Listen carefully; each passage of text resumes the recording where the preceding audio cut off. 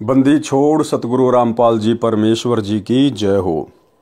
परम पिता परमात्मा सारी सृष्टि के रचनहार, कुल मालिक, असंख्य ब्रह्मांडों के स्वामी, जगत गुरु, तीनों लोकों में प्रवेश करके सबका भरण पोषण करने वाले, राजाधिराज, आत्माधार, नाथों के नाथ, देवों के देव महादेव, सर्वेश्वर महेश्वर, मृत्युंजय, अजरो अमर, आदि अनादि सनातनी प्रभु, जगत पिता जगदीश्वर, श्री श्री 1008 की उपाधि के वास्तविक अधिकारी, अकाल मूर्त सौद स्वरूपी राम वासुदेव, सर्वगतम ब्रह्म, परम पूज्य, प्रथम पूज्य, परम संत, परम पुरुष, परम धनी, परम दयालु, सत्य कबीर, हक्का कबीर, अल्लाहु कबीर, अल्लाहु अकबर, बाखबर, अल्लाह ताला, जगत के तारणहार, जगत के मुक्तिदाता, जगत के जगन्नाथ, हारे के सहारे, हिंदुओं के राम, मुसलमानों के अल्लाह, सिखों के वाहिगुरु, ईसाइयों के मसीह, दया के सागर दया निधि, करुणा के सागर करुणा निधि, स्वयंभू परिभू, संकट मोचन, कष्ट हरण, मंगल करण, दुख भंजन, अविगत कबीर, निर्विकार निर्विषम परमात्मा, अलय अलेख सतगुरु, आदि अनादि सतगुरु, असली मर्यादा पुरुषोत्तम,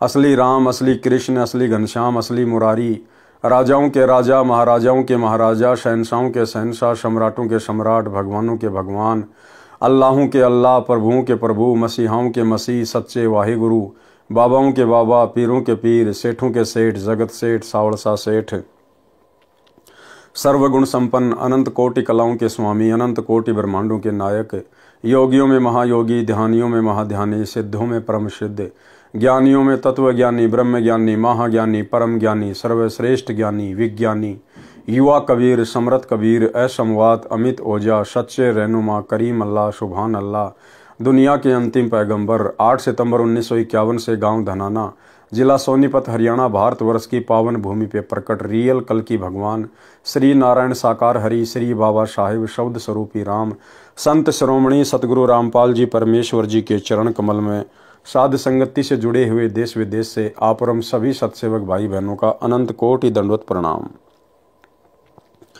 सत्साई भाई और बहनों, दया पूज्य गुरुदेव भगवान की, सारी सृष्टि के स्वामी की, सतगुरु रामपाल जी परमेश्वर जी की, जिनके शुभ आशीर्वाद से, विशेष आशीर्वाद से आप और हम सभी सत्सेवक भाई बहन साध संगति से जुड़कर अपनी आत्मा के कल्याण हेतु गुरुदेव के तत्व ज्ञान को आधार बनाकर मोक्ष प्राप्ति के लिए दृढ़ता के साथ निरंतर आगे की ओर बढ़ रहे हैं। भाई और बहनों, पूज्य गुरुदेव जी के कर कमल से लिखित पवित्र पुस्तक मुक्ति बोध के ऊपर वीडियो बनाने की श्रृंखला जारी है। इसी श्रृंखला में आज हमारा ये 20वें नंबर का वीडियो है। प्रत्येक वीडियो में गुरुदेव भगवान के आशीर्वाद से हमें अध्यात्म से संबंधित बहुत कुछ जानने, सीखने और समझने को मिलता है, जो हमारे विश्वास को दृढ़ करता है। तो भाई और बहनों, शुरू करते हैं पूज्य गुरुदेव जी के कर कमल से लिखित पवित्र पुस्तक में आज का वीडियो। आज गुरुदेव ने पारक के अंक की कुछ वाणियों को शामिल किया है। पारक के अंक की वाणी नंबर 61-62। गरीब पीपा धन्ना रैदास थे, सदन कसाई कोनी, अवगत पूर्ण ब्रह्म को कहा करी अनहोनी। गरीब रंका बंका तिर गए, नामा छिपाने है, ऊंचे कुल कुपोषणा, जहां भक्ति नहीं परवे। सरलार्थ, परमात्मा की भक्ति किसी भी जाति व धर्म का स्त्री पुरुष कर सकता है। जो ब्राह्मण लोग ये कहते थे कि शूद्र जाति वाले मंदिर में प्रवेश नहीं कर सकते, ग्रंथ को हाथ नहीं लगा सकते, उनके द्वारा फैलाए भ्रम का निवारण करते हुए कहा है कि नागौर शहर राजस्थान का राजा पीपा सिंह ठाकुर था, जो भगत बना। यानी अपने आप को ठाकुर समझने वालों ने भी परमेश्वर जी से दीक्षा ली, भगत बने। यानी क्षत्रिय भी भक्ति कर सकते हैं।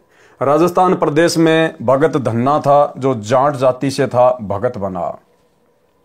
भगत रविदास चमार जाति से था, जो भगत बना। सदना कसाई का कार्य करता था, ज्ञान हुआ, भगत बना। कसाई भी भक्ति कर सकता है अगर ज्ञान समझ में आए, अपने पापों से यदि प्रायश्चित कर ले तो। पाप करना त्याग दिया। भगत रंका तथा उसकी धर्मपत्नी बंका दोनों भगत बने, जो अति निर्धन थे। यानी गरीब से गरीब भी परमात्मा की भक्ति कर सकता है, कोई बाउंडेशन, कोई बाधा नहीं है। ये मनुष्य शरीर स्त्री का हो या पुरुष का, राजा का हो या रंग का, चमार का हो या ब्राह्मण का, ये केवल परमात्मा की भक्ति के लिए, परमात्मा की प्राप्ति के लिए ही मिलता है। कथा सुमरण के अंग की वाणी नंबर 108 के सरलार्थ में है। जो ऊंचे कुल में जन्मे हैं और परमात्मा की भक्ति नहीं करते, उस ऊंचे कुल को धिक्कार है। परमात्मा कहते हैं, ऊंचे कुल में जन्म न दीजो, मोहि नीचा ही कुल दीजो। ऊंचे कुल में दुर्योधन रावण, नीचे कुल में गणिका। गणिका भिलनी पार उतर गई, गर्भ करो मत धन का। यानी हे परमेश्वर, हमें ऐसे कुल में जन्म मत देना जो कुल हमें भक्ति ना करने दे, जो कुल काल प्रेरणा से भक्ति में बाधक है। हमें नीचा ही कुल देना। नीचा कुल का मतलब है हमें भगत परिवार में जन्म देना, ताकि हम तुरंत आपकी शरण में आ जाएं। वाणी नंबर 63-66 का सरलार्थ पहले पांडव यज्ञ के प्रकरण में कर दिया है। वाणी नंबर 67 से 76। गरीब चार वर्ण सट आश्रम, बिडरे दोनों दीन। मुक्ति खेत को छाड़ कर, मगर भय लोलीन। गरीब नौलख बोडी बिस्तरी, बटक बीज विस्तार।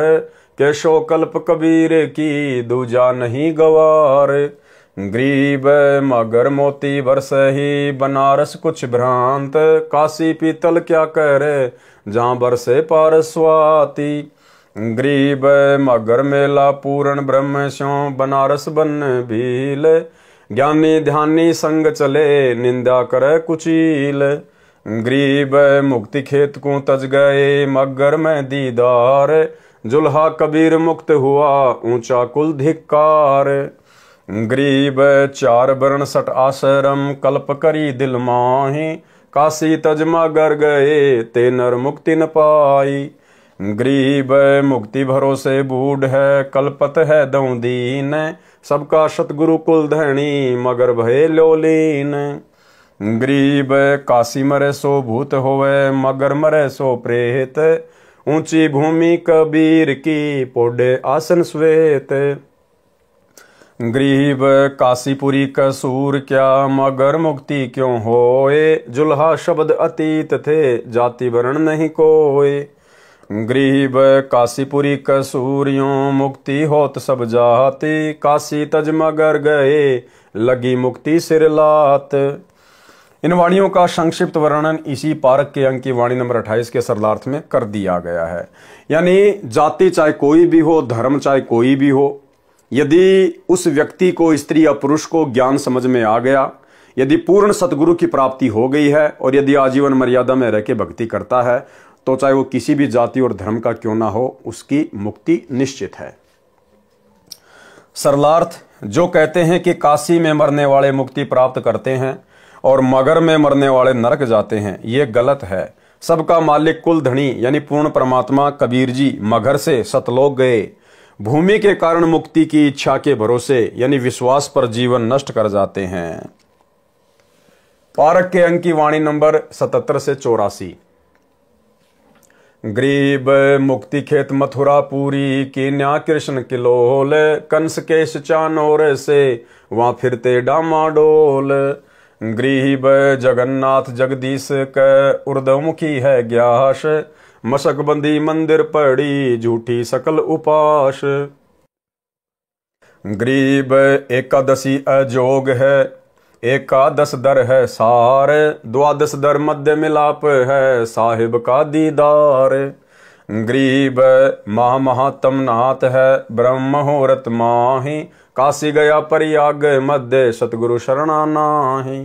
गरीब कोटि जतन जीव करत है, दुविधा दीन जाए। साहिब का शरणा नहीं, चाले अपने भाई।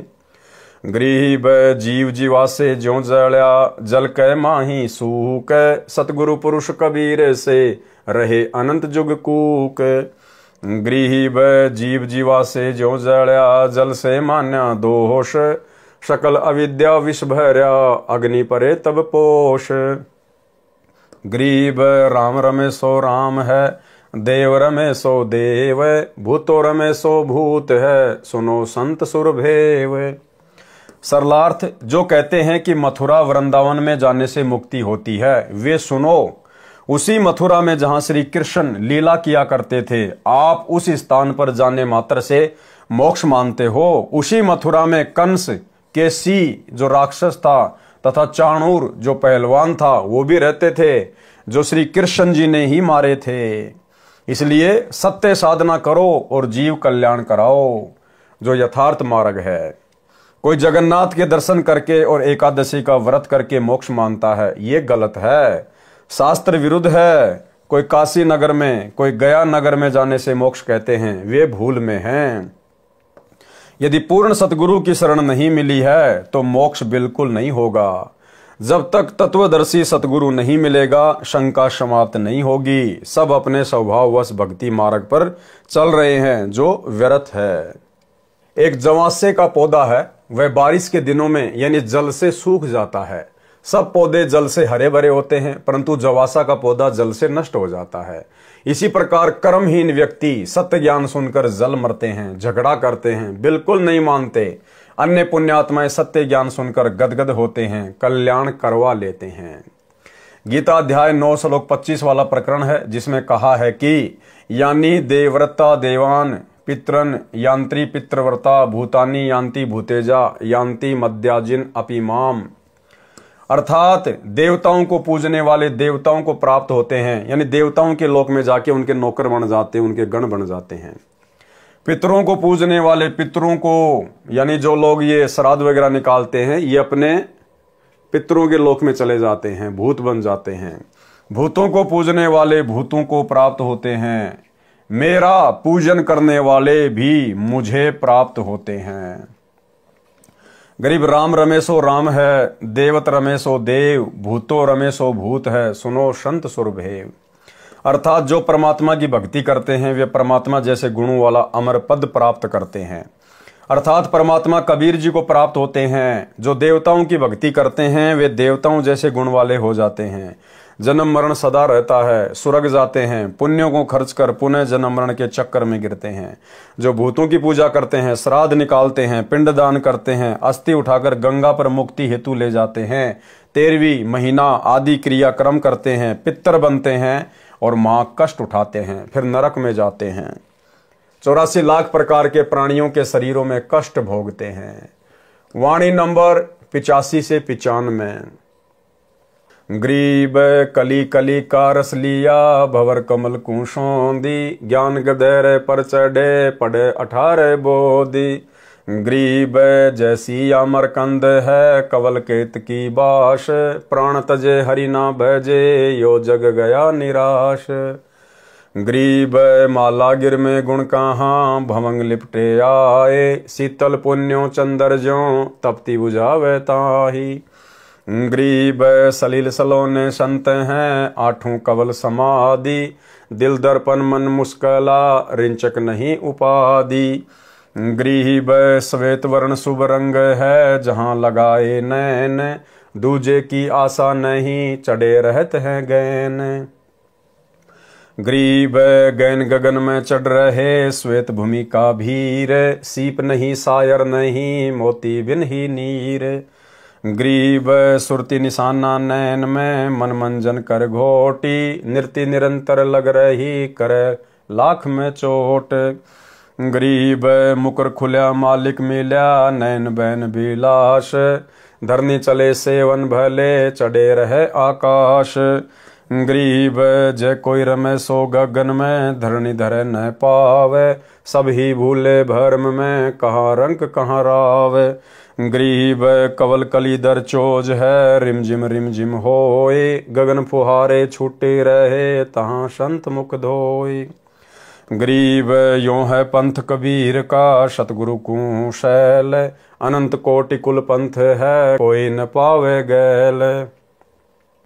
सरलार्थ जो विकार करते हैं, तरह तरह के गाने बजाने, शराब आदि का नशा करते हैं, पर स्त्री भोग पुरुष करते हैं, पर पुरुष भोग स्त्री करती है, भक्ति करते नहीं, वे उस तरह विकारों के वश होकर फंसकर मर जाते हैं जैसे भंवरा भिन्न भिन्न फूलों का आनंद लेता रहता है, शाम के समय फूल बंद हो जाता है, भंवरा उसमें फंसकर मर जाता है।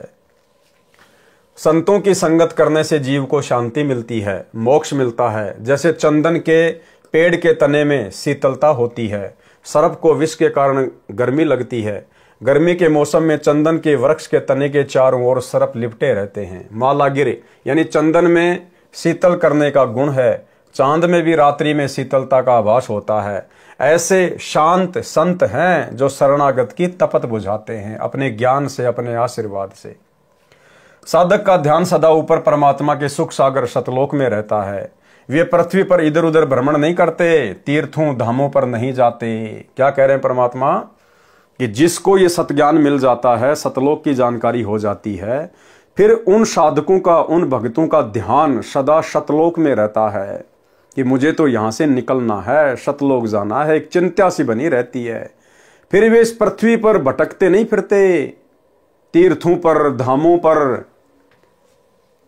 तीर्थ धामों पर नहीं जाते, सत्य साधना करते हैं।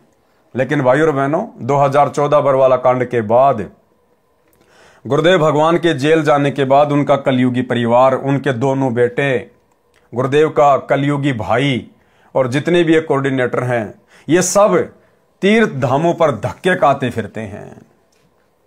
श्री राम जन्मभूमि अयोध्या, रामलला प्राण प्रतिष्ठा के समय सतलोक आश्रम मैनेजमेंट हरियाणा ने उन तीर्थ धामों पर भंडारे लगा दिए। आन उपासकों के लिए भंडारे शुरू कर दिए कि आओ आन उपासना करो, हम संत रामपाल जी के नालायक भगत तुम्हारे लिए खाने पीने की व्यवस्था में तत्पर हैं। ये पाखंड पूजा मत छोड़ना, रामलला की मूर्ति के दर्शन करना मत छोड़ना और खाने पीने की चिंता मत करना। हम पृथ्वी के सबसे बड़े महामूर्ख सतलोक आश्रम मैनेजमेंट हरियाणा वाले तुम्हारी सेवा में तत्पर हैं। तो ये तो सतज्ञान मिलने के बाद भी तीर्थों पर धक्के खाते फिर रहे हैं। भक्तों के बेचारों के ज्योति पाठ और दान धर्म का पैसा आन उपासना में भंडारे लगा लगा के बर्बाद कर रहे हैं। परमात्मा कबीर जी का ये पंथ भक्ति मार्ग है। जीव सतलोक की सैल करता है। इसके अतिरिक्त अनेकों पंथ तथा उनके कुल यानी गद्दी परंपरा है। किसी को सतलोक वाली गली अर्थात मार्ग का ज्ञान नहीं। वाणी नंबर 96। गरीब त्रिलोकी का राज सब, जय जीव को कोई दे, लाख बधाई क्या करे नहीं इस नाम से ने। सरलार्थ, यदि कोई सत्य साधना परमपिता परमेश्वर कबीर जी की नहीं करता है, यदि उस जीव को 3 लोक का राज्य मिल जाए तो उसे चाहे लाख बार बधाई दी जाए, नरक में जाएगा, उसका भविष्य अंधकारमय है। वाणी नंबर 97। गरीब रत्न जड़ाऊ मंदिर है, लख जो जन स्थान, साकट सगाना भेटिए, जय हो इंद्र समान। सरलार्थ, जो रिश्तेदार साकट है यानी नास्तिक है, उसका 1 लाख योजन में यानी पृथ्वी का मालिक क्यों ना हो, उसके महलों में रतन जड़े हों, चाहे वह स्वर्ग के राजा इंद्र जैसा ऐश्वर्यवान हो, वह सगा रिश्तेदार कभी ना मिले जो परमात्मा से दूर है। उसके प्रभाव में आकर कच्चा भगत भक्ति त्याग कर नरक का भागी बन जाता है। गरीब संख कल्प जुग जीवना, ततना दर्शा रिंच, आन उपासा करते हैं ज्ञान ध्यान पर पंच। गरीब मारकंड की उम्र है, रब में जुर्या नातार, पी व्रत से खाली गए साहिब के दरबार। सरलार्थ, यदि कोई संख कल्प तक जीवित रहे, ज्ञान जरा सा भी नहीं है, तत्व ज्ञानहीन है, सत्य भक्ति से वंचित है, तो वह लंबा जीवन भी व्यर्थ है। 1 कल्प में 1008 चतुर्युग होते हैं, यानी ब्रह्मा का 1 दिन 1 कल्प कहलाता है। मार्कंडे ऋषि की लंबी आयु थी। यदि मार्कंडे ऋषि जितनी लंबी आयु है, परमात्मा से संपर्क हुआ नहीं यानी सत्य साधना की नहीं तो व्यर्थ है। प्रियव्रत नाम का राजा था, उसने 11 अरब वर्ष तक तप किया यानी शास्त्र विधि त्याग कर मनमाना आचरण किया। तप के बदले 11 अरब वर्ष का राज्य सुख भोगकर परमात्मा के दरबार में खाली होकर गया, नरक में डाला। 1 योजन 12 किलोमीटर का होता है। वाणी नंबर 100 से 107। गरीब कल्प करी करुणामयी, सुपच दिया उपदेश, सतगुरु गोरखनाथ गति, काल करम भयनेश। गरीब सबरी भी भक्ति करी, गौरी के दिल माही, उभय मुहूर्त सक्त दलीप, तीवा संसानाही। गरीब परीक्षित को सुखदेव मिले, 7 बार प्रचार, दुर्वासा भगवान गुरु, लगे कूचों की लार। गरीब पूर्ण पुरुष कबीर को तारे गीत व्याध कुलहीन, गणिका चढ़ी विमान में महिमा विष्णु लीन। गरीब शंख स्वर्ग से है परे, शंख पतालों सैल, एता बड़ा इलाम है अलफ सिंह रजबैल। गरीब 52 बढ़िया सो देख ले, गजगरा उबरंत, सूक्ष्म रूप कबीर धरे, द्रौपदी चीर बडंत। गरीब कबीर पुरुष झिलमिला, उदरे गज अरुग्राह, गगन मंडल से उतरे कीन्या आनि सहाय। गरीब रंकार मुख ऊंचरे, टूटी गज की धीर, सर्वलोक सब ठोर है अवगत अलग कबीर। सरलार्थ, परमात्मा कबीर जी द्वापर युग में करुणामय नाम से प्रकट थे। तब सुपथ सुदर्शन वाल्मीकि को उपदेश देकर पार किया, गोरखनाथ को भी समझाया। जिन जिन साधकों ने जिस स्तर की साधना तन मन से की तो उनको उस स्तर का लाभ मिला। जैसे भिलनी, गौरी यानी पार्वती तथा सट दलीप जो दशरथ राजा का पिता था, रामचंद्र का दादा था, उसको पता चला कि मेरी केवल 2 मुहूर्त आयु शेष है। उसने 2 मुहूर्त सच्ची लगन से, सच्ची तड़प से साधना की तो स्वर्ग गया। इस प्रकार सबरी, भिलनी, पार्वती तथा सटदलीप ने जैसी भक्ति की वैसा फल मिला, तीनों को कोई शंका नहीं। राजा परीक्षित को 7 दिन सुखदेव ऋषि ने भागवत सुधा सागर सुनाई थी। स्वर्ग तक गए। दुर्वासा ऋषि भगवान श्री कृष्ण के गुरु थे। वे स्वर्ग में तो चले गए, वहां उर्वशी की दूधी यानी स्तन को भंवरा बनकर अश्लील हरकत करके काट लिया। यानी यहां तो कितना बड़ा ब्रह्मचारी साधु महात्मा बन के चला गया, श्री कृष्ण जी का गुरु कहला के चला गया, और ऊपर स्वर्ग में जाके क्या बकवाद की, वही विषय वासना। अपना धर्म नष्ट कर दिया, चोरी और सीना जोरी। उस नर्तका को भंवरे के काटने का दर्द हुआ, हाथ से भुंड को दूर फेंका तो स्वर्ग की धरती पर पटाख से गिरा, तो अपनी बेइज्जती मानकर उर्वशी यानी स्वर्ग की अप्सरा को श्राप दे दिया कि तू पृथ्वी पर गधी बनेगी। यानी यहां से ऊपर चला गया स्वर्ग में।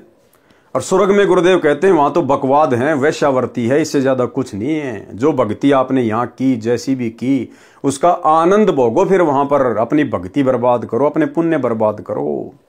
वो तो 7 स्टार होटल है, जो मांगोगे वही मिलेगा।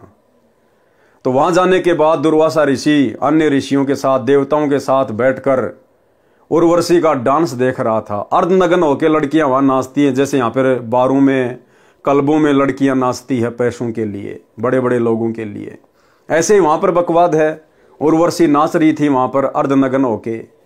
दुर्वासा ऋषि के मन में काल प्रेरणा से विषय वासना जागृत हो गई। उसने भंवरे का रूप बनाया और उस लड़की के स्तन को काट लिया, दूधी को काट लिया उसने।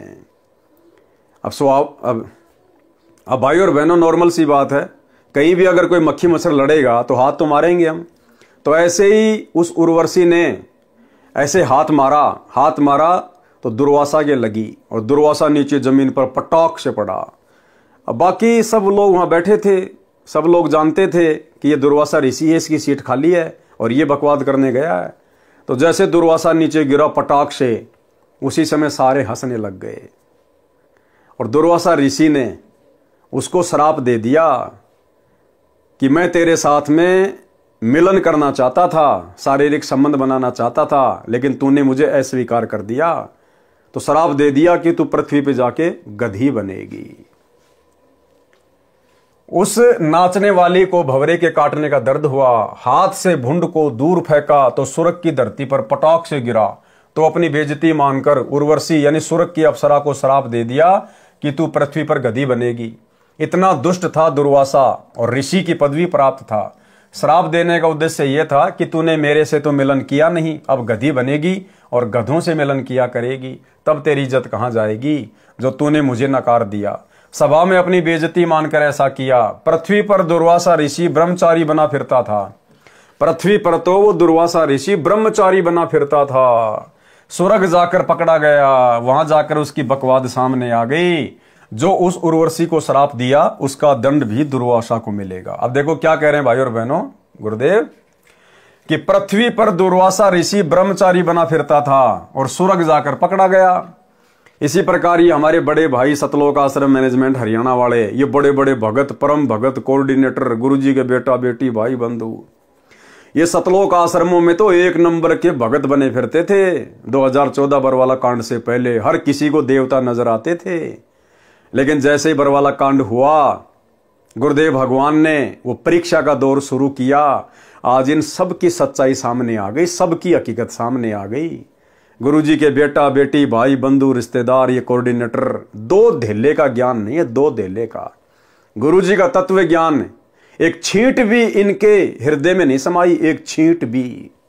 और टोटल पिछले 10 वर्षों से इन्होंने गुरुदेव के जेल जाने के बाद परमात्मा की आत्माओं से गुरुदेव के भक्ति विधान और सत्संगों के खिलाफ कर्म करवाए। टोटल तो आश्रम में तो एक नंबर के भगत दिखाई देते थे, लेकिन गुरुदेव के जेल जाने के बाद, जैसे दुर्वासा की हकीकत सामने आई ऊपर जाने के बाद, ऐसे बरवाला कांड के बाद आज इन सब का पाखंड, अज्ञान, काला चिट्ठा, कुकर्म पूरे भगत समाज के सामने है। पृथ्वी पर दुर्वासा ऋषि ब्रह्मचारी बना फिरता था, स्वर्ग जाकर पकड़ा गया। जो उस उर्वशी को श्राप दिया उसका दंड भी दुर्वासा को मिलेगा। पूर्ण परमात्मा कबीर जी ने गिद्ध तथा व्याध को उनकी भक्ति अनुसार लाभ दिया। अब भाई और बहनों, ये कथा दास ने कभी पढ़ी नहीं है, हो सकता है गुरुदेव भगवान ने कभी सत्संगों में जिक्र किया हो, लेकिन अभी तक दास के सामने आई नहीं है, इसलिए अपन कुछ कह नहीं सकते इसके बारे में। कभी गुरुदेव भगवान जब आएंगे अपने मिशन को पूरा करके हिसार जेल से, उसके बाद गुरुदेव भगवान के मुख कमल से ही क्या है ये कथा गिद्ध और व्याग की, ये उनके मुख से सुनने को मिलेगी। पूर्ण परमात्मा कबीर जी ने गिद्ध तथा व्याग को उसकी भक्ति अनुसार लाभ दिया। गणिका यानी वैश्या का उद्धार किया। बलि राजा की यज्ञ में बावना बने, फिर विशाल रूप किया। गज तथा मगरमच्छ युद्ध कर रहे थे तो उनकी भी गति भक्ति अनुसार की। द्रौपदी का चीर भी परमात्मा कबीर जी ने बढ़ाया। द्रौपदी श्री कृष्ण जी की भगत थी, इसलिए बढ़ाई श्री कृष्ण को मिली। परमात्मा कबीर जी सर्वलोकों में सब स्थानों में विद्यमान है। वाणी नंबर 108 से 111। गरीब 87 छिक गए, साग पत्र किया भेंट, सब साहनपति साह है कबीर जगत सेठ। गरीब देही माही विदेह है, साहिब नर स्वरूप, अनंत लोक में रम रहा शक्ति कै रंग न रूप। गरीब लघु दीर्घ देवा पुरुष, नर जैसा उन्मान, सतगुरु सोई जानिए मुक्ति करत है प्राण। गरीब शतभक्ति परम पुरुष की, जय कर जाने कोय, सतनाम तारी लगे दिल दर्पण को धोए। सरलार्थ, जिस समय ऋषि दुर्वासा राजा दुर्योधन की बात मानकर पांडव जो 12 वर्ष का वनवास काट रहे थे उनको श्राप देने के लिए 88,000 साथी ऋषियों को लेकर वन में गए, तब परमात्मा कबीर जी श्री कृष्ण अर्थात श्री विष्णु रूप बनाकर पांडवों के डेरे में गए थे। जब दुर्योधन के कहने पर दुर्वासा ऋषि 88,000 साधु संतों को लेकर जंगल में चला गया पांडवों के पास में, क्योंकि उस समय पांडव अज्ञातवास भोग रहे थे, उनका लास्ट का वो वर्ष था। और दुर्योधन चाहता था कि मैं दुर्वासा को भेज दूं जंगल में उनके पास में, और पांडव 88,000 साधु संतों को भोजन करवा नहीं पाएंगे, और दुर्वासा एक नंबर का ये क्रोधी आदमी है, ये उनको श्राप दे देगा। तो ये सोचकर दुर्वासा को भेज दिया दुर्योधन ने। अब भाई और बहनों, उधर से द्रौपदी की पुकार पर कबीर परमेश्वर सतगुरु रामपाल जी भगवान श्री विष्णु का अर्थात श्री कृष्ण जी का रूप बना के आए, क्योंकि द्रौपदी श्री कृष्ण जी की भगत थी। श्री कृष्ण को पांडवों ने गुरु धारण कर रखा था। तो यही कबीर परमात्मा सतगुरु रामपाल जी भगवान उसी गुरु के रूप में, उसी उसके इष्ट के रूप में उसके पास में पहुंच जाता है, अपने आत्मा के पास में, उसके संकट को देखकर, उसके कष्टों को देखकर। तो सतगुरु रामपाल जी भगवान पहुंच गए वहां पर द्रौपदी की पुकार पर। तब परमात्मा कबीर जी श्री विष्णु रूप बनाकर पांडवों के डेरे में गए थे। शाग पत्र, बथुए के साग का पत्ता भोजन के पात्र में शेष बचा था, उसको पानी में डालकर घोलकर वह पानी पिया। 88,000 ऋषि दुर्वासा ऋषि समेत इतने छके कि पेट में आफरा आ गया, पेट फूल गया। जैसे गधे लेट लगाते हैं, ऐसे सब ऋषिगण व दुर्वासा ऋषि भोजन हजम करने के लिए लेट लगा रहे थे। जब दुर्वासा ऋषि वहां पहुंचा 88,000 ऋषियों के साथ में, तो युधिष्ठिर को बड़ी चिंता होगी कि ये तो दुर्योधन का सिखाया हुआ आया है और ये तो श्राप देगा।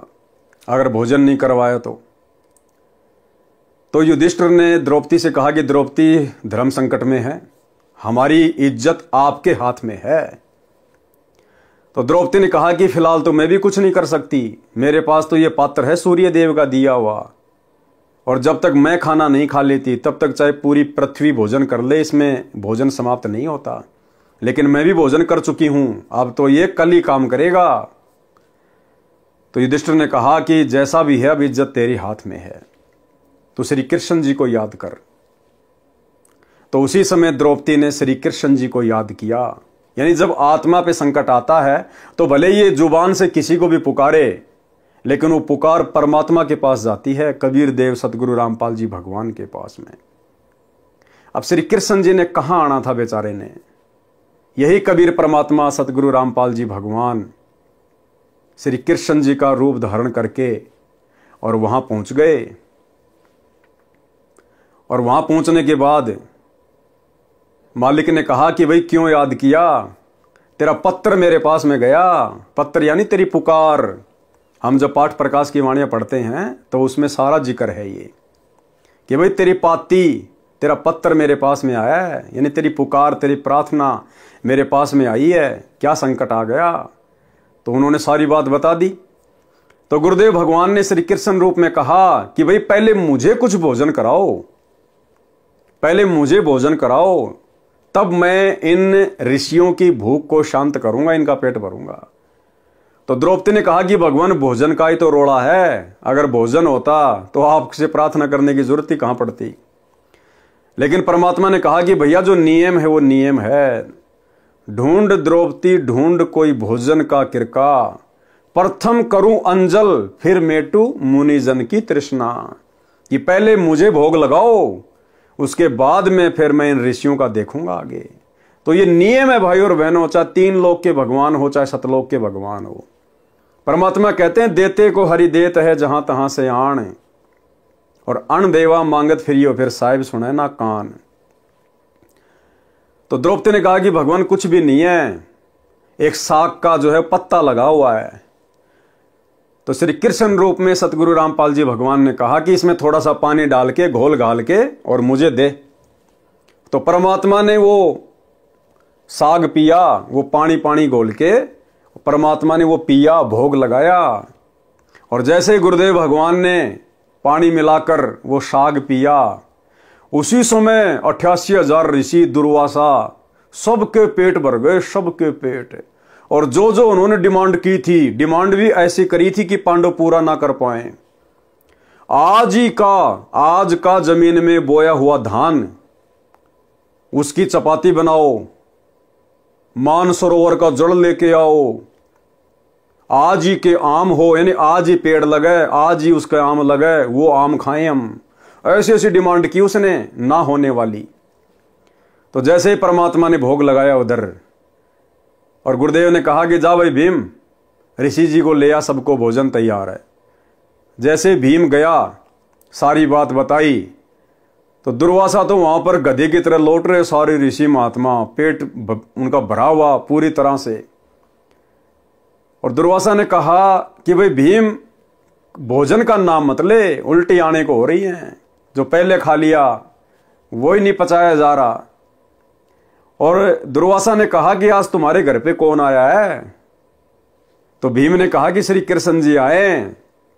तो दुर्वासा के मुख से परमात्मा ने निकलवा दिया कि राम करे थारे दुश्मन मरियो। अब पांडवों के दुश्मन कौन? दुर्योधन।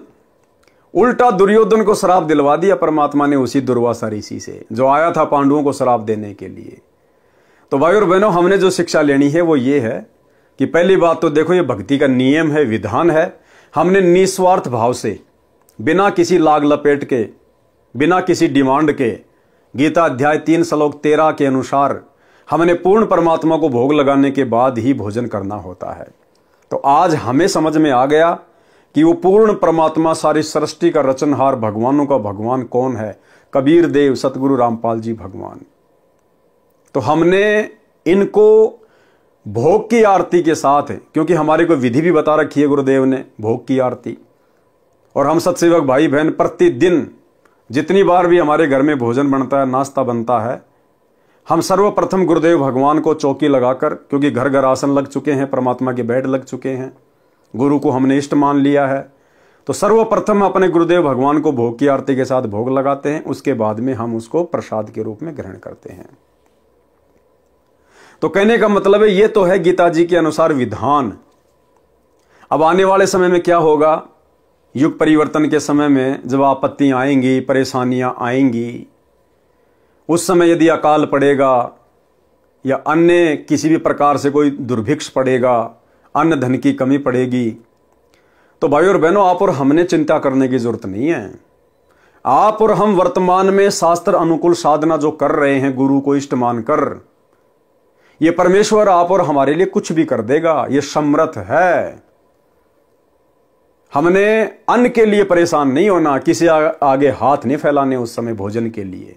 भले 2 दिन परमात्मा भूखा रखे, 3 दिन भूखा रखे, वो हमारी परीक्षा होगी।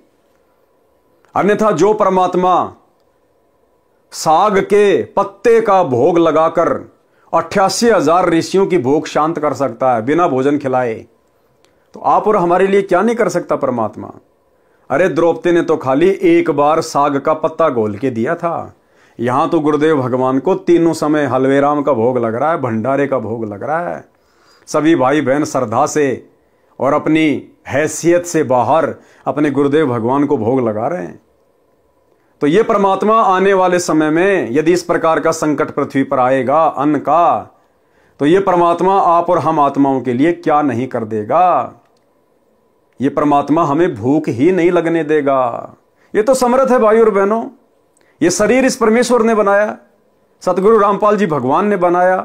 पिंड प्राण जिन दीने दाना, गरीबदास जाकू कुर्बाना। तो इस परमात्मा को पता है ना किस प्रकार से इस शरीर को जो है वो हैंडल करना, इसको चलाना है। तो हमने इन सब चीजों के लिए चिंता होनी नहीं चाहिए। चाहे दुनिया में अकाल पड़ो, चाहे भूखमरी आओ, चाहे महामारी आओ, हमारा रक्षक हमारा गुरुदेव भगवान है। हमने चिंता केवल भक्ति और मर्यादा की करनी है। 88,000 ऋषि, दुर्वासा ऋषि समेत इतने छके कि पेट में आफरा आ गया। जैसे गधे लेट लगाते हैं, ऐसे सब ऋषिजन व दुर्वासा ऋषि भोजन हजम करने के लिए लेट लगा रहे थे। भोजन का स्वाद बता रहा था कि खीर, हलवा, मांडे, पतली रोटी, फल, मेवे सब छिक छिक कर खाए हैं। कबीर परमेश्वर जगत सेठ है। कौन कबीर परमेश्वर? सतगुरु रामपाल जी भगवान। यानी संसार में सबसे धनी है। सब सा यानी साहूकारों का साहूकार है। परमात्मा की शक्ति सर्वव्यापक है, वह निराकार है। परमात्मा नराकार है। नराकार यानी नर आकार, मनुष्य के जैसा है। परमात्मा की शक्ति कण कण में समाई है। परमात्मा छोटा तथा बड़ा जिस भी रूप में है वह नर जैसे आकार का है। सतगुरु वही है जिसकी बताई साधना से साधक का मोक्ष होता है। सतगुरु कौन है? सतगुरु वही है जिसकी बताई गई साधना से भगत का मोक्ष होता है। यदि कोई मोक्ष चाहता है तो सत्य पुरुष यानी परम दिव्य पुरुष की सत्य भक्ति शास्त्रों में वर्णित करे। यदि जो कोई सत्य साधना का ज्ञान रखता है तो परम पुरुष की भक्ति करो। सत्य नाम के सुमरण में लगन लगाकर सुमरण करके दिल के दर्पण यानी अंतःकरण को साफ करें। वाणी नंबर 112 से 113। गरीब शिव का गण सेवन करे, मुर्ग लील तिस नाम, बहु उत्पात करत है पल पल आठों याम।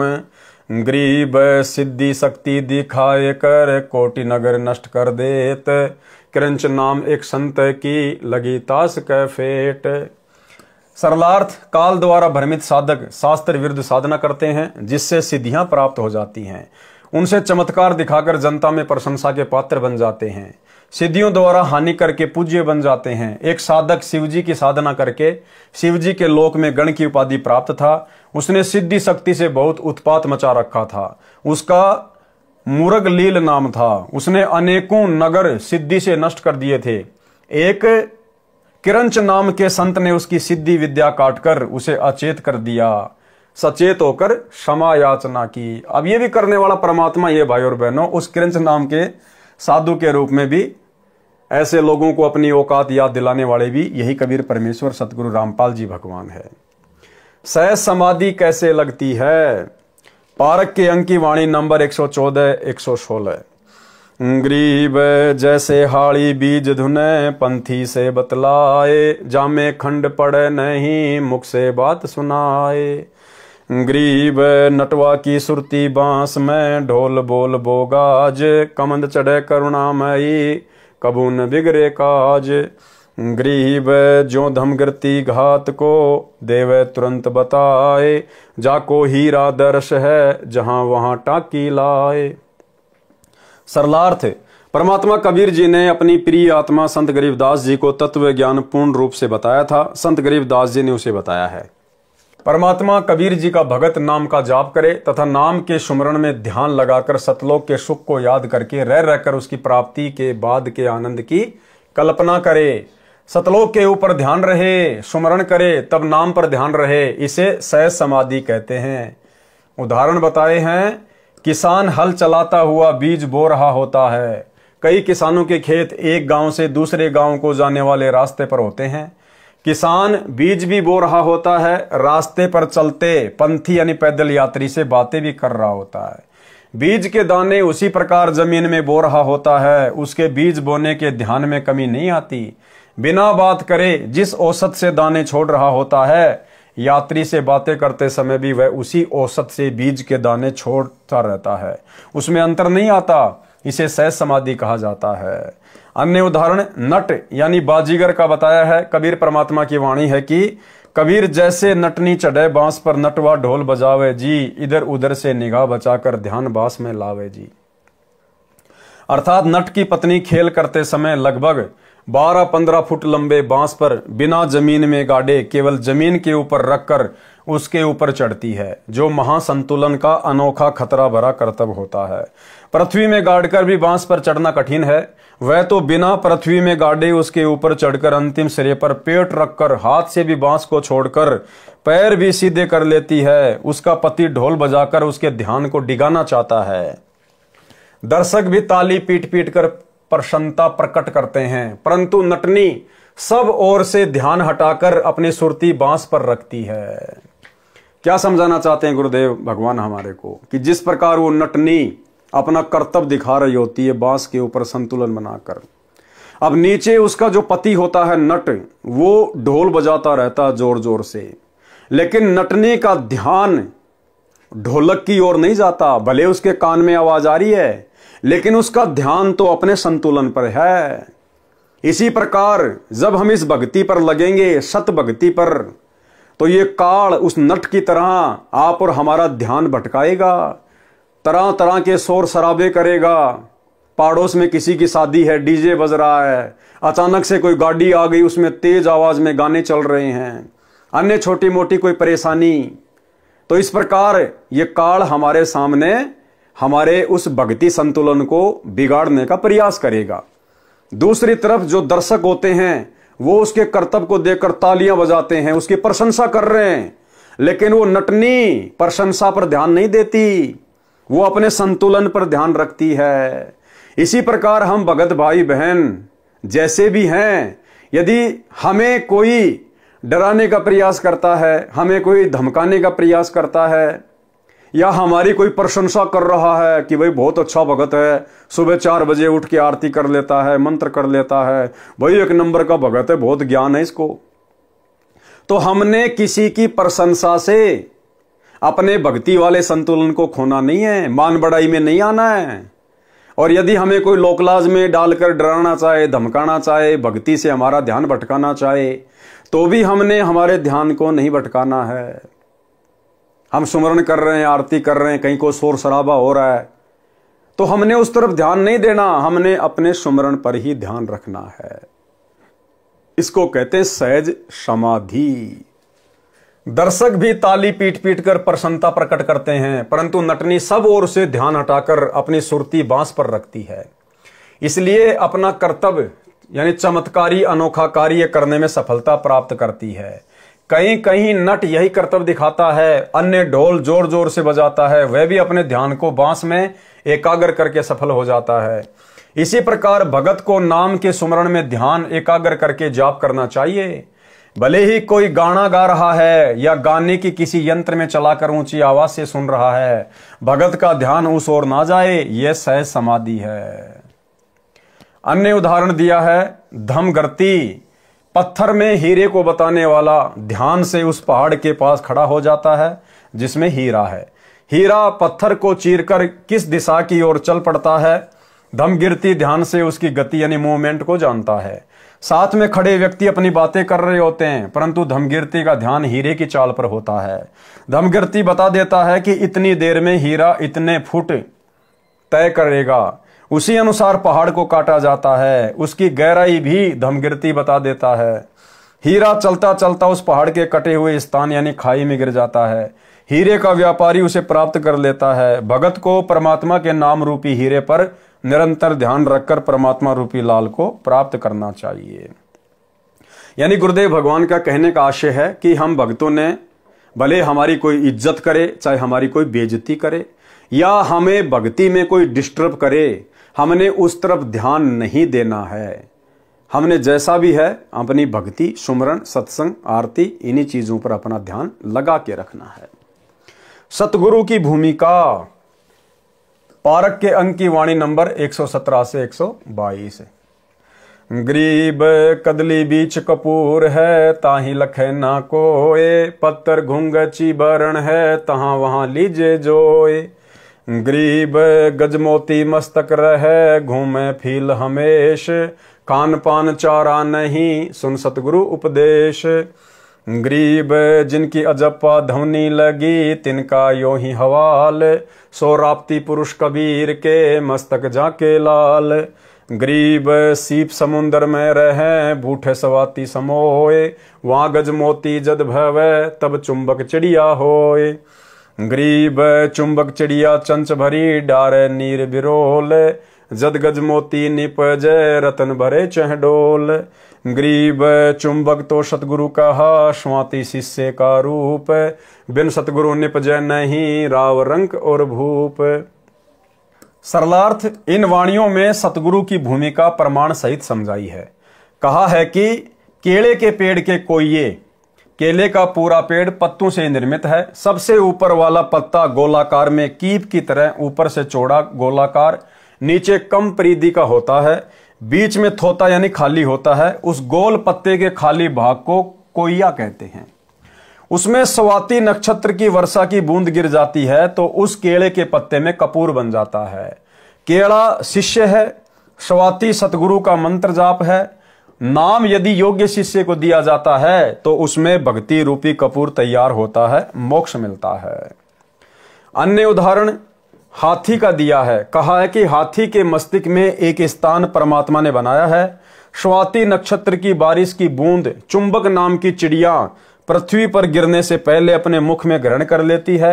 वह कभी कभी हाथी के मस्तक पर बैठी होती है। उसका स्वभाव है कि बारिश की बूंद को मुख में डालूं, फिर उसका कुछ अंश मुख से नीचे गिर जाता है, वह उस हाथी के मस्तक में बने सुराग में गिर जाता है। यह सुराग हर किसी हाथी के मस्तिष्क में नहीं होता है। परमात्मा ने बताया किसी किसी हाथी के मस्तिष्क में वो छिद्र होता है। ठीक इसी प्रकार भाइयों और बहनों, हर भगत मोक्ष प्राप्ति का अधिकारी नहीं होता है कि सतगुरु ने सबको नाम दे दिया तो सबका मोक्ष हो जाएगा, सभी अधिकारी हैं। कोई कोई आत्माएं होती हैं जो मोक्ष प्राप्त करती हैं। ये उदाहरण गुरुदेव इसीलिए दे रहे हैं कि हर हाथी के माथे पर मस्तिष्क में वो छेद नहीं होता जो चुंबक नाम की चिड़िया स्वाति नक्षत्र की बूंद को उस छेद में डाल देती है, फिर उसमें मोती बन जाते हैं बहुत सारे। उसका स्वभाव है कि बारिश की बूंद को मुख में डालूं, फिर उसका कुछ अंश मुख से नीचे गिर जाता है, वह उस हाथी के मस्तक में बने सुराग में गिर जाता है। उससे हाथी के माथे में बने सुराग के अंदर मोती बनने लग जाते हैं। जैसे माता का गर्भ का बच्चा बढ़ता है तो माता का पेट भी बढ़ता रहता है, फिर समय आने पर बच्चा सुरक्षित जन्म लेता है। इसी प्रकार हाथी के उस मोती उद्गम सुराग में कई चुंबक चिड़ियां स्वाति की बूंदें डाल देती हैं। हाथी के मस्तक वाले मोती उद्गम स्थान में सैकड़ों मोती तैयार हो जाते हैं। समय पूरा होने पर अपने आप निकलने लगते हैं, ढेर लग जाता है। ये स्थान सब हाथियों में नहीं होता है, वो छिद्र सब हाथियों के मस्तक में नहीं होता। इसी प्रकार हर आत्मा मोक्ष प्राप्ति की अधिकारी नहीं होती है। इसमें हाथी शिष्य है, चुंबक चिड़िया सतगुरु है, स्वाति बूंद नाम है, जैसे ऐसे सतगुरु रूप चुंबक चिड़िया सच्चे नाम रूपी स्वाति शिष्य के हृदय में डालते हैं, भक्ति तथा मोक्ष रूपी मोती बनते हैं। जिस हाथी के मस्तक के अंदर मोती होते हैं उसे अंदर ही अंदर नशा हो जाता है, वह मस्ती में मतवाला होकर घूमता रहता है, चारा खाना भी छोड़ देता है। जिन भक्तों ने सतगुरु जी से उपदेश सुनकर दीक्षा लेकर सच्चे मन से जपा तो उनकी ऐसी दशा हो जाती है, वे कबीर परमात्मा के हाथी हैं जिनके हृदय में भक्ति रूपी लाल बन जाता है। अर्थात फिर उस भगत को संसार की कोई टेंशन नहीं, वो अपनी भक्ति में मस्त रहता है। उसको लोक लाज मान बढ़ाई राग द्वेष ईर्ष्या से कोई लेना देना नहीं होता है। वो अपने सतगुरु की भक्ति में अपना तन मन धन सब लगा देता है। अन्य उदाहरण सीप का दिया है। सीप एक जल की जीव है, समुद्र में रहती है। समुद्र का जल खारा होता है। जिस समय बारिश होने को होती है तब समुद्र का जल अंदर से कुछ गर्म होता है। उस उष्णता से सीप को बेचैनी होती है, वह जल के ऊपर आकर मुख खोल लेती है। यदि उस समय बारिश की बूंदें गिर जाती हैं तो सीप को शांति हो जाती है, अपना मुख बंद कर लेती है। उस जल को जो सीप के मुख में गिरा स्वाति कहते हैं। जिस सीप में स्वाति गिरी उसमें मोती बन जाता है। कुछ समय उपरांत परिपक्व होकर मोती जल में गिर जाता है। इस उदाहरण में सीप तो शिष्य है, स्वाति दीक्षा मंत्र है, बादल सतगुरु है। सीप से मोती अपने आप नहीं निकलता। एक सुकचमीन वह मोती के ऊपर के मांस को खाने के लिए उसको टक्कर मारती है कि इस मांस के अंदर घुसकर खाऊंगी, परंतु वह मांस मात्र प्याज के जाड़े जैसा रक्त वर्ण का होता है। सुकच मछली की टक्कर से मोती सीप से निकल समुद्र में गिर जाती है। यहाँ सुकचमीन तो सार शब्द है, स्वाति सतनाम है। यदि सुकचमीन टक्कर नहीं मारती है तो वह मोती सीप में ही गलकर नष्ट हो जाता है। गरीब सुकचमीन मिलता ना भाई तो स्वाति सीप ए ले जाई। अर्थात संत गरीबदास जी ने बताया है कि यदि सुकच मछली नहीं मिलती तो सीप तथा उसमें गिरी स्वाति व्यर्थ जाती। सुकच मछली सार शब्द जानो। सार शब्द सतनाम के जाप को सफल करता है। सतगुरु सार शब्द देता है। सार शब्द कौन देता है? सतगुरु देता है। अब वर्तमान में कौन दे रहा आप सबको पता है। इसी प्रकार भगत को प्रथम नाम द्वितीय नाम मिल जाए, सार नाम नहीं मिला तो मोक्ष नहीं होगा, वह जीवन व्यर्थ गया, परंतु अगला मनुष्य जन्म स्त्री पुरुष का मिलेगा। उस जन्म में सतगुरु मिले और सब तीनों नाम मिल गए तो मोक्ष हो जाएगा। सतगुरु के बिना जीव का कल्याण संभव नहीं है। वाणी नंबर 123 से 125। गरीब अदर सिंहासन गगन में, बोरंगी बरिया में, जाका नाम कबीर है, सारे सबके काम। गरीब पड़या धनी से काम है, प्रहलाद भक्ति को बूझी, नरसिंह उतरया अरस से, किने न समझी गूजी। गरीब नर मृगेश आकार होए, कीनी संत सहाय, बालक वेदन जगत गुरु, जानत है सब माए। सरलार्थ परमात्मा कबीर जी का अधर यानी ऊपर सतलोक में सिंहासन है, वह सब भक्तों के कार्य सिद्ध करता है। प्रहलाद भगत को धनी यानी परमात्मा से काम पड़ा तो परमात्मा ने उसका कार्य सिद्ध किया। प्रहलाद भगत से पता करो कि कैसी अनहोनी परमात्मा ने की थी। परमात्मा समर्थ कबीर आकाश से उतरा था, हिरण्यकशिपु को मारा था। नर यानी मानव, मृगेश यानी सिंह रूप बनाकर संत प्रहलाद की सहायता की थी। जैसे बच्चा भूखा प्यासा होता है तो उसकी पीड़ा को माता जानती है, दूध जल पिलाती है, ऐसे जगत गुरु अपने शिष्य के कष्ट को जानता है। कौन? जगत गुरु। ऐसे जगत गुरु अपने शिष्य के कष्ट को जानता है, अपने आप कष्ट निवारण कर देता है भक्ति से, उसकी मर्यादा देखकर, उसके भाव देखकर। यानी प्रार्थना लगाने की जरूरत नहीं है जगत गुरु के पास में। क्या कह रहे हैं गुरुदेव? ऐसे ही जगत गुरु अपने शिष्य के कष्ट को जानता है, अपने आप कष्ट निवारण कर देता है, उसकी श्रद्धा देखकर, उसकी मर्यादा देखकर, उसकी भक्ति देखकर। वाणी नंबर 126 से 133। गरीब इस मोहल्ले के मुल्क में, दोनों दिन हमारे, एक बामे एक दाहिने, बीच बसे करतार। गरीब करता आप कबीर है, अविनाशी बड़ अल्लाह, राम रहीम करीम है, कि जो सुरती निगाह। गरीब नर रूप साहिब धैणी, बसे सकल के माही, अनंत कोटि ब्रह्मांड में, देखो सब ही ठाई। गरीब घटमट महतत्व में बसे, अचराचर ल्योलीन, चार खानी में खेलता, ओ अलय बेदीन। गरीब कौन गड़े कौन फूकिए, चारों दाग दगंत, ओ इनमें आया नहीं, पूर्ण ब्रह्म बसंत। गरीब मात पिता जाके नहीं, नहीं जन्म प्रमाण, यो तो पूर्ण ब्रह्म है करता हंस अमान। गरीब आत्म और परमात्मा एक नूर जहूर, बिचकर झाई कर्म की ताते कई दूर। गरीब परमात्म पूर्ण ब्रह्म है आत्म जीव धर्म में, कल्प रूपी कल में पड़ा जासे लागे क्रम।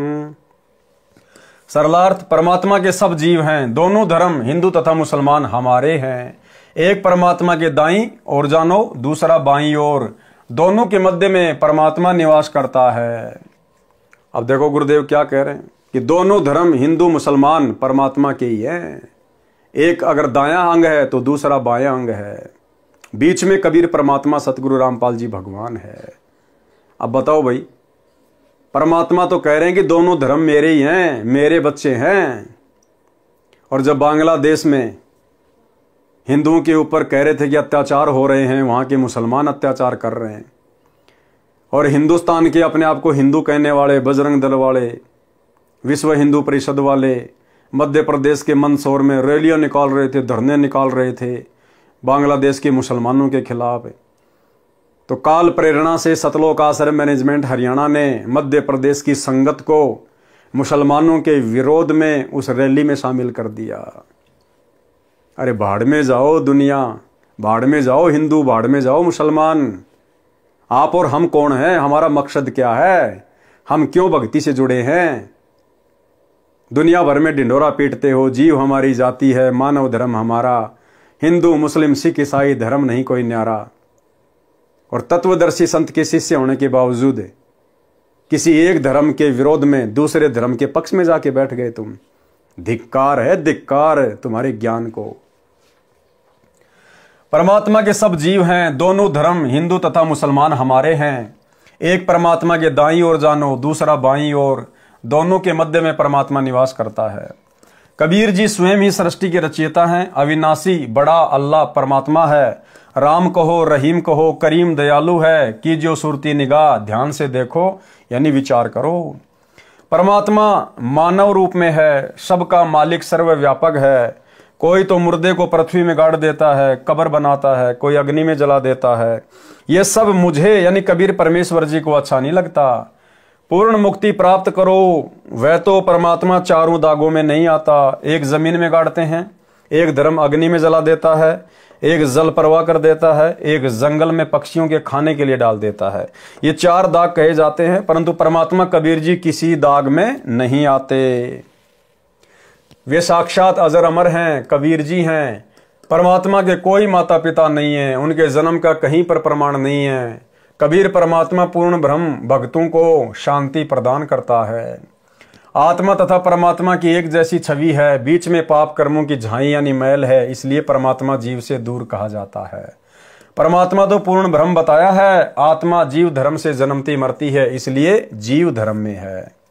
वाणी नंबर 134 से 141। गरीब कर्म लगे शिव विष्णु के, भर में तीनों देव, ब्रह्मा जुग 36 लग कछु न पाया भेव। गरीब शिव को ऐसा बर दिया, अपने ही परियाए, भागी फिरती हूँ लोक में, भस्मा गिरी लिए ताय। गरीब विष्णु रूप धरी छल किया, मारे भस्मा भूत, रूप मोहिनी धर लिया, बेगी सिंगारे दूत। गरीब शिव को बिंदु जराइया, कंदर्प किया नाश, फेरी बोरी प्रकाशिया, ऐसी मन की बांश। गरीब लाख लाख जुग तप किया, शिव कंदर्प के हेत, काया माया छोड़ कर ध्यान कवल शिव श्वेत। गरीब फूकिया बिंदु विधान से, बोहर न उग बीज, कला विशंबर नाथ की कहाँ छिपाऊं रीज। गरीब पार्वती पत्नी पलक परी, त्रिलोकी का रूप, ऐसी पत्नी छोड़ कर कहाँ चले शिव भूप। गरीब रूप मोहिनी मोइया, शिव से सुमरथ देव, नारद मुनि से को गिणे, मरकट रूप धरेव। वाणी नंबर 134 से 136 का सरलार्थ। सूक्ष्म मन की मार सभी जीवों पर गिरती है। जीव एक समान सूक्ष्म मन के सामने विवश है। जब तक पूर्ण सतगुरु नहीं मिलता, तब तक सूक्ष्म मन के सामने विवेक कार्य नहीं करता। हिंदू धर्म के श्रद्धालु श्री शिव जी को तो सक्षम मानते हैं, सब देवों का देव यानी महादेव मानते हैं। सूक्ष्म मन के कारण वे भी मार खा गए, क्योंकि वे भी जीव संज्ञा में हैं। प्रमाण, जिस समय भस्मासुर ने तप करके भस्म कंडा श्री शिव जी से वचनबद्ध करके ले लिया था, तब भस्मासुर ने शिव से कहा था कि मैं तेरे को भस्म करूंगा, तेरे को मारकर तेरी पत्नी पार्वती को अपनी पत्नी बनाऊंगा। तब डर के कारण श्री शिव जी भाग लिए। भस्मासुर में भी सिद्धियां थी, वह भी साथ दौड़ा। शिव जी भय के कारण अधिक गति से दौड़ा तथा एक मोड़ पर मुड़ गया। उसी मोड़ पर एक सुंदर स्त्री खड़ी थी। कौन थी सुंदर स्त्री? स्वयं कबीर परमेश्वर सतगुरु रामपाल जी भगवान ने उस सुंदर स्त्री का रूप बनाया, पार्वती का। उसी मोड़ पर एक सुंदर स्त्री खड़ी थी। उसने भस्मासुर की ओर अश्लील दृष्टि से देखा और बोली कि शिव तो आसपास रुकेगा नहीं, जाने दे, आजा मेरे साथ, मौज मस्ती कर ले, मैं तेरा ही इंतजार कर रही हूं। तुम पूर्ण मर्द हो, शक्तिशाली हो। भस्मासुर पर काम वासना का भूत सवार था ही, उसे और क्या चाहिए था। उसी समय रुक गया। युवती ने उसका हाथ पकड़कर नचाया। गंडस्थ नृत्य करते समय हाथ सिर पर करना होता है। भस्मासुर का भस्म कंडे वाला हाथ भस्मासुर के सिर पर करने को युवती ने कहा कि इस नृत्य में दायां हाथ सिर पर करते हैं, यह नृत्य पूरा करके मिलन करेंगे। ज्यों ही भस्मासुर ने भस्म कंडे वाला हाथ सिर पर किया तो युवती ने बोला, अर्थात परमेश्वर सतगुरु रामपाल जी भगवान ने बोला, भस्म। उसी समय भस्मासुर जलकर नष्ट हो गया। वह युवती भगवान स्वयं ही शिव शंकर की जान की रक्षा के लिए बने थे। भगवान स्वयं ही बने थे। विष्णु को तो फोकट की महिमा मिल गई, परंतु महिमा विष्णु को दी। विष्णु रूप में प्रकट होकर परमात्मा उस भस्म कंडे को लेकर श्री शिव के सामने खड़े हो गए तथा शिव से कहा कि हे शिव, इतने तेज क्यों दौड़ रहे हो? शिव ने सब बात बताई कि आप भी दौड़ जाओ, भस्मासुर मुझे मारने को मेरे पीछे लगा है। तब विष्णु रूपधारी परमात्मा ने कहा कि देख, आपका भस्म कंडा मेरे पास है। शिव ने तुरंत पहचान लिया और रुक कर पूछा कि यह आपको कैसे मिला? विश्वास नहीं हो रहा था। भगवान ने कहा, यह ना पूछ, अपना कंडा लो और घर जाओ। परंतु शिव को विश्वास नहीं हो रहा था कि उग्र रूप धारण किए भस्मासुर से कैसे ये भस्म कंडा लिया। जिद कर ली। तब परमात्मा ने कहा कि फिर बताऊंगा। इतना कहकर अंतर ध्यान अदृश्य हो गए। शिव कुछ आगे गया तो देखा कि अति सुंदर युवती अर्धनग्न शरीर में मस्ती से एक बाग में टहल रही थी। दूर तक कोई व्यक्ति दिखाई नहीं दे रहा था। शिव जी ने इधर उधर देखा और लड़की की ओर मिलन के उद्देश्य से चले। लड़की शिव को देखकर मुस्कुराकर आगे को कुछ तेज चाल से चटक मटक कर चल पड़ी। शिव ने बड़ी मशक्कत करने के बाद लड़की का हाथ पकड़ा। तब तक शिव का वीर्य पतन हो चुका था। उसी समय विष्णु रूप में परमात्मा खड़े थे और कहा कि मैंने भस्मासुर को इस प्रकार वश में करके गंडस्थ नाच नचाकर भस्म किया। तो उस सुंदर स्त्री का रूप जिसको देखकर तीन लोक के स्वामी भगवान शंकर का भी वीर्यपात हो गया, विषय वासना से इतना पागल हो गया। उस सुंदर युवती के रूप को देखकर, रूप किसने बनाया? गुरुदेव भगवान ने। भस्मासुर को सुंदर स्त्री का रूप बनाकर किसने गंडस्थ नाच नचाकर उसको भस्म किया? गुरुदेव भगवान ने। इसलिए भाइयों और बहनों, दास ने पिछले एक वीडियो में जिक्र किया था कि भाइयों और बहनों, आप और हमें तत्व ज्ञान मिल गया है। वैसे तो आप और हमारे पर गुरुदेव भगवान का आशीर्वाद है, परमात्मा ऐसी कोई गलती हमसे नहीं होने देंगे। फिर भी भाइयों और बहनों, क्योंकि मन जब तक शरीर है तब तक मन भी हमारे साथ में है, ये हमें भटकाने का प्रयास करेगा और कई बार परमात्मा भी भगत की परीक्षा ले लेता है। तो हमारे सामने यदि ऐसी कोई सुंदर युवती, कोई सुंदर स्त्री अगर कहीं टकरा जाए, मिल जाए, यात्रा करते समय, कहीं आते जाते समय, एकांत में, तो आप और हम भगत भाई बहनों ने उस सुंदरता में केवल अपने गुरुजी का मुख देखना है कि ये मेरे गुरुजी हैं भाई, मेरी परीक्षा ले रहे हैं, और चुपचाप वहां से चलता बने, अपना सुमरण पे ध्यान रखा है। ना सामने से आती हुई का चेहरा देखना है, ना पीछे मुड़कर उसकी पीठ को देखना है। और हमने हर किसी के अंदर अपने परमात्मा को देखना है। और वैसे भी गुरुदेव कहते हैं, पर नारी को देखिए बहन बेटी के भाव, कहे कबीर कामनाश का ये सहज उपाय। बाकी हमने जब इस प्रकार की कोई स्थिति हमारे सामने पैदा हो जाए तो हमने मन में दोष पैदा नहीं करना है। काल तो कोशिश करेगा, मन में उथल पुथल मचेगी, लेकिन ये तत्व ज्ञान फिर दीवार की तरह सामने खड़ा हो जाएगा एक सेकंड के बाद कि भैया ये काम अपना नहीं है, ये मार्ग अपना नहीं है, अपने को तो सतलोक चलना है। गुरुदेव ने अपने को संत बना दिया, भगत बना दिया, और ना जाने कितने हमारे पूर्वज जो भूत प्रेत बन के घूम रहे हैं, ऊपर से देवी देवता जो सूक्ष्म रूप में घूमते रहते हैं, क्या पता वो मुझे देख रहे हैं और मेरी हरकत से फिर मेरे गुरु जी के ऊपर हंसेंगे कि ये ज्ञान दिया संत रामपाल जी ने, तत्वज्ञानी संत ने इस भगत को, देख इसकी हरकत देखो इसकी मूर्ख की। तो हमने हर प्रकार से सचेत होकर चलना है। हमारा टारगेट हमारी सुरती सतलोक में, और सतलोक में जाकर हमें जो रूप रंग यौवन सुंदरता मिलेगी, यहां इंद्र की इंद्राणी के पास भी नहीं है, इंद्राणी के पास भी। तो हमने तो अपनी सुरती को वहां टिका के रखना है। संत गरीबदास जी ने सूक्ष्म मन की शक्ति बताई है कि शिव जी की पत्नी पार्वती 3 लोक में अति सुंदर स्त्रियों में से एक थी। अपनी पत्नी को छोड़कर शिव जी ने चंचल माया यानी बदनारी से मिलन सेक्स करने के लिए उसे पकड़ लिया। ये सूक्ष्म मन की उत्पत्ति का उत्पात है। ये सूक्ष्म रूप से काल ऐसे चाल चलता है। वाणी नंबर 137 से 141 का सरलार्थ है। इन्हीं काल प्रेरित आत्माओं ने ब्रह्मादिक ब्रह्मा विष्णु महेश को भी मोहित कर लिया, यानी अपने जाल में फंसा रखा है। शेष यानी अन्य बचे हुए गणेश जी भी स्त्री के संग में रहे। गणेश जी के 2 पुत्र थे, एक का नाम शुभम यानी शुभ, दूसरे का नाम लाभम यानी लाभ था।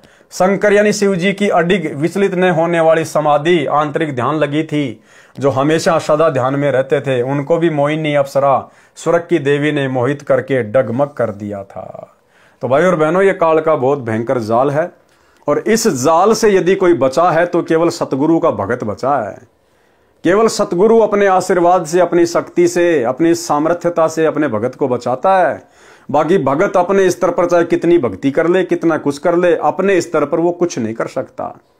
पंखा चाहे लाख रुपए का है, सोने की पंखुड़ियां हैं, जब तक चलाने वाला बटन नहीं दबाएगा तब तक पंखा अपने आप नहीं चलेगा, क्योंकि वो केवल एक यंत्र है, उसको चलाने वाला यंत्री कोई और है। तो हम जीव हैं, हम चाहे कितनी भक्ति कर लें, कितने बड़े अपने आप को भगत समझ लें, हमारा रिमोट हमारे गुरुदेव भगवान के हाथ में है। बलवानों का बल और बुद्धिमानों की बुद्धि इस पूरी सृष्टि में सतगुरु रामपाल जी परमेश्वर जी के हाथ में है। इसलिए हमने गुरुदेव के चरणों में आधीनता के साथ में पड़े रहना है। अगर ऊपर मुंह करके थूकेंगे तो अपने ऊपर ही गिरेगा और हंसी के पात्र भी बनेंगे। तो भाई और बहनों, अपना टारगेट केवल मोक्ष, सतलोक, ये रंग बिरंगी दुनिया, इन विषय वासनाओं के बाग में भंवरे बनकर आप और हम करोड़ों अरबों बार भटक चुके हैं, गधे कुत्ते शुअर बन चुके हैं, अपना अनमोल मनुष्य जीवन न जाने कितने बर्बाद कर चुके हैं। तो ये लास्ट जन्म है, इसको लास्ट ही हमने बनाना है। और इतने सिर हमने इस काल को दे दिए बकवाद करके, अब भक्ति करके ये सिर यानी ये मन अपने गुरु को देंगे। यो मन संतों दीजिए तो गोविंद पाइए। और मन सतगुरु को देने का मतलब है जीवित ही मर जाना। ये लाखों लाखों साल की उम्र प्राप्त करके राजा महाराजा बन के हजारों हजारों स्त्रियों को भोग लिया, देवता बन के अप्सराओं को भोग लिया, क्या मिला याद भी नहीं आज। अब ये 15, 20, 30 साल की उम्र है, अब इसमें क्या सुख भोग लेगा इस गंदे लोक में। तो ये सोचकर हमने सतगुरु के चरणों में पड़े रहना है। जीवित ही मृत बनकर यो गुरु ज्ञान विज्ञान वाणी, जीवित ही जग में मरो। तो भाई और बहनों, आज की वीडियो में केवल इतना ही। कल रात्रि 8 बजे फिर से गुरुदेव भगवान के आशीर्वाद से सभी भाई बहन लाइव जुड़िए एक नई वीडियो के साथ में। तब तक गुरुदेव भगवान हम सबको आज्ञा दें, इजाजत दें, आशीर्वाद दें। बंदी छोड़ सतगुरु रामपाल जी भगवान की जय हो।